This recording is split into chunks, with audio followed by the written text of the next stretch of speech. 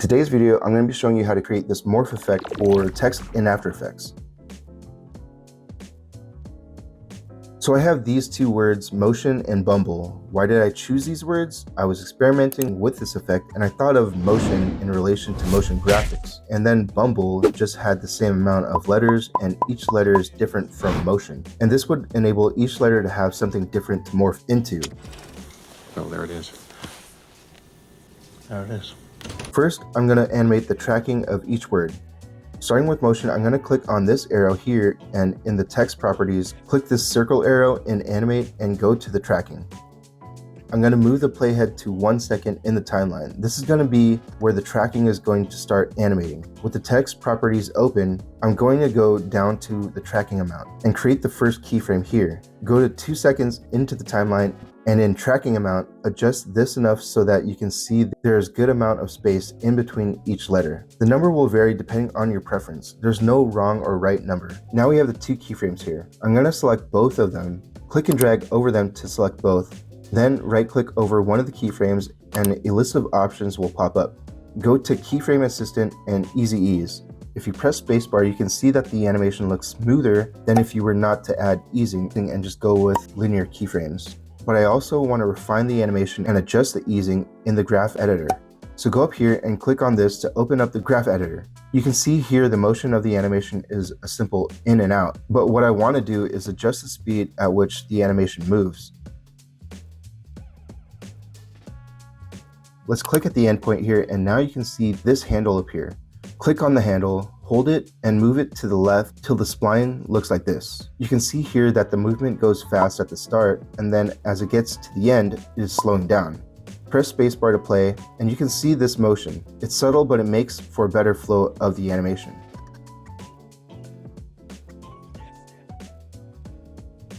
Let's animate the text for Bumble. We're pretty much going to repeat the same steps as we did for motion. Go to the text properties and animate, then tracking. But now let's go to the point of the first keyframe for motion.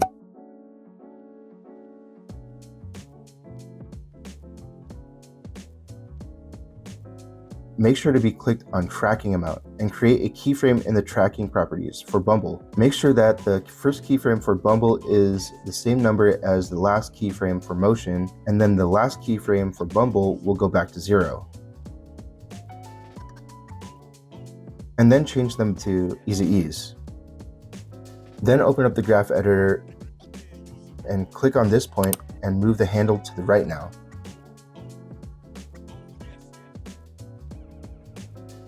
So that the animation goes slow in the beginning and then fast at the end.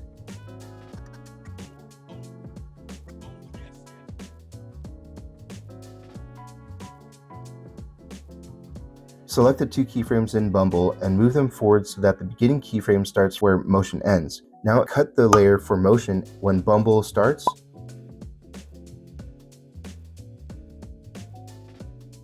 and cut Bumble where motion ends.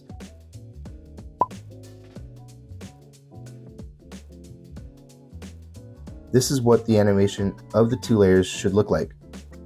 Next, I'm going to add the effects that will create this morph effect that I've been talking about. First, I'm going to create an adjustment layer. Right-click into this area of the panel and click on Adjustment Layer. You want this layer to be the top of the layers in the composition. Go to the Effects and Presets panel and in the search bar type in Fastbox Blur. Click and drag this onto the adjustment layer. Go to Blur Radius and increase the blur. I'm going to adjust it to 65. Make sure that the playhead is in between where the 2 layers interact and go 5 frames back. Pressing the page up button 5 times and create a blur radius keyframe here.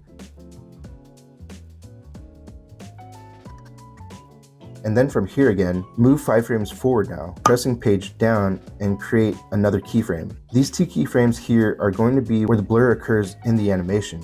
Now let's go from this keyframe, the first keyframe we made, and go back 10 frames, creating the beginning of the effect here. Go into blur radius parameters and change the 65 to 0. We can now copy this keyframe and paste it at the end, going 10 frames forward from this third keyframe.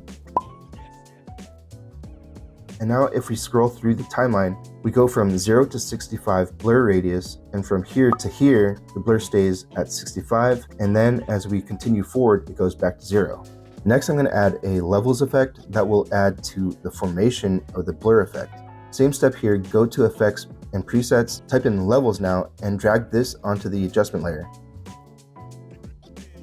Now go to the point in the timeline where the blur effect is in effect. This will allow you to better see what is being done to the blur with levels applied. In this effect, we're going to go to channel here, and where it says RGB, click on this and change that to alpha. Move the blacks inward and the whites inward just a bit to start. Then move the mid to the left and the whites more to the left. Then move the mid to the right a bit. I want the blur effect to give off this glowy kind of feel, but have the edges be just a bit sharper. This is what the animation looks like now with both effects applied. It's looking good, but now you can notice that there's a bit of a jump here, and this is where the two text layers change. I want to give this area of the animation a better transition, so I'm going to play around with the opacity keyframes. At the second keyframe of the fastbox blur effect, move the bumble layer to start here. I'm only extending the layer and I'm not actually moving the layer. This will cause timing issues if you move the actual layer. But before you do anything to each layer, make sure you see the cursor change from the arrow to this double-ended arrow. This will signify that you are extending the different ends of the layer. So make sure only to extend it. Then extend the motion layer at the point of the third keyframe. From the second and third keyframes, this is where the opacity keyframes will be placed. Select both the text layers and open up the opacity properties. Press T to open up the opacity. Using the keyframes from Fastbox Blur as reference, now in the motion layer, create a keyframe here at the second keyframe of the Fastbox Blur. And this is going to have a value of 100%. Then go here and create another keyframe with the value of 0. Next, select the bumble layer and in opacity, starting here and creating a keyframe, change the value from 100% to 0. Go here and change the value back to 100. Now if we go through the beginning of the timeline and press spacebar, this is how the whole animation plays out, with all the effects applied.